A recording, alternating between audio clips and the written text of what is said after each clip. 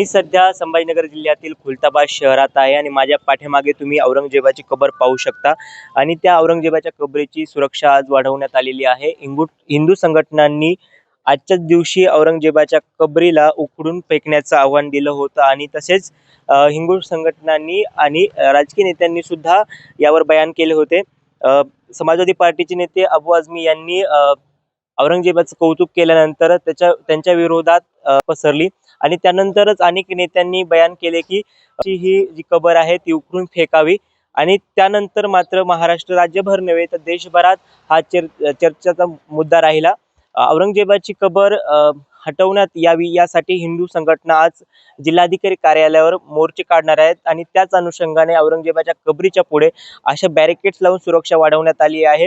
आणि आपण जर पाहिलं तर या बॅरिकेड्स मधून एकच व्यक्ती मधात जाऊ शकेल आणि एकच व्यक्ती बाहेर येऊ शकेल, अशा प्रकारे हे लोखंडी बॅरिकेड्स लावण्यात आलेले आहेत, जेणेकरून जर मोठ्या प्रमाणात लोक जमा झाले तर त्यांनाही मध्ये जाण्यासाठी एक अडचण निर्माण व्हावी यासाठी पोलीस प्रशासनाने दखल घेतली आहे।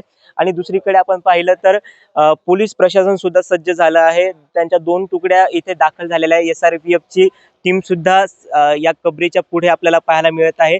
कोणत्या अनुचित प्रकार घडू नये यासाठी पोलीस प्रशासनाने खबरदारी घेतली आहे।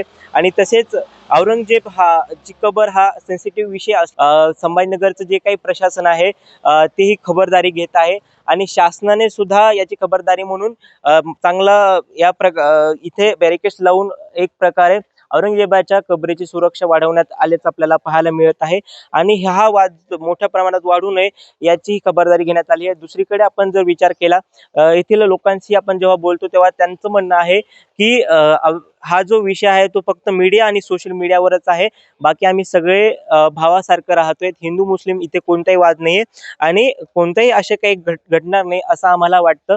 त्यामुळे नक्कीच हा जो विषय आहे तो राजकीय विषय असल्यामुळे वाढवण्यात येतोय का आणि अशा विषयाने सामाजिक जे तेढ आहे ते वाढू शकतं। त्यामुळे सगळ्यांनीही शांत राहण्याचं आव्हान इथे करण्यात येत आहे आणि नक्कीच पाहावं लागेल की आज दिवसभरात काय घडामोडी घडतात। हिंदू संघटनांनी जे काही इशारा दिलाय त्यानंतर सगळ्या प्रकारे प्रशासन सज्ज झालं आहे। मी राम बुधवंत, नवराष्ट्र न्यूज, छत्रपती संभाजीनगर।